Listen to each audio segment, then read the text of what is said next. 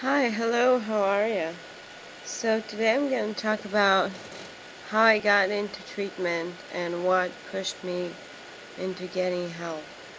So it all started a year ago when I started having rage attacks and cry attacks and anxiety and panic attacks all over the place all the time.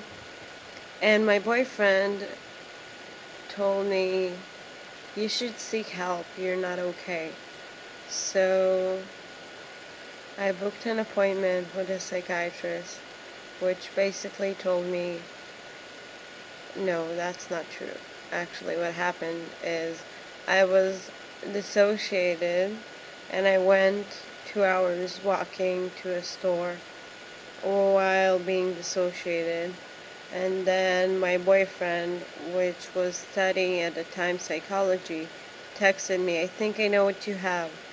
And then he sent me some symptoms, which I checked all 9, and you need to have 5 to have the disorder. And it was for borderline personality disorder.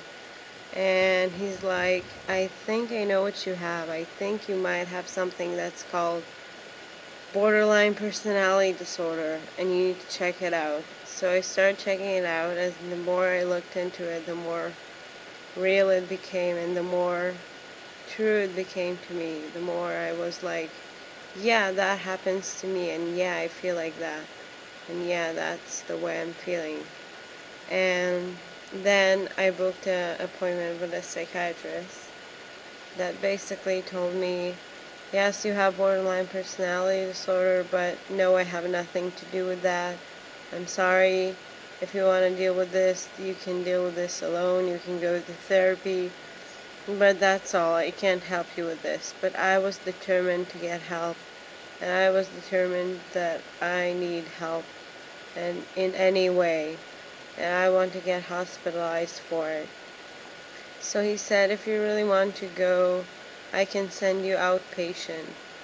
So the day comes and I go to the outpatient center for to the ambulatory, I think it's called.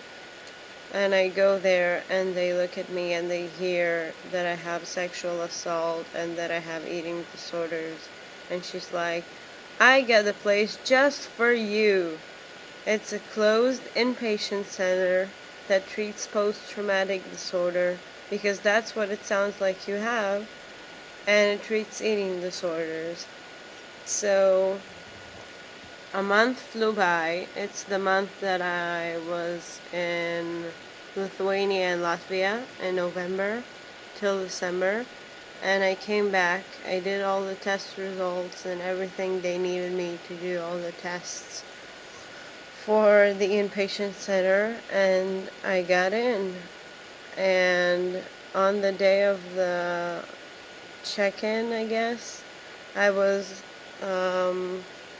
sitting with the headmaster of the place, and she was explaining me the rules and the things and everything, and she gave me some forms, and she's like, here you go, take some forms and like sign them, come back later. I was like, what do you mean by come back later? She's like, well, I don't like to hospitalize on a Thursday, so it was Wednesday, so it's like, I don't like to hospitalize on a Thursday, so I want you here today. And then that's the story of how I hospitalized myself in a mental institution. The next 4.5 months were great. And as I mentioned in my previous video, I am thinking of going back there. Right now I have some conflicts with my boyfriend about it. He doesn't want me to come back, but I know I need to, and I'm gonna try and be okay so I can manage my life, and if not, I'll go back inpatient to fix my life again. So thank you for listening for my story. And thank you for being here. I'm sorry I'm half-faced. I just can't find an angle for this to work. So, because this is uncomfortable. This is comfortable. So you'll see half of my face. Thank you. And thank you everyone for being here and supporting me. I love you all. And yeah. Bye, guys.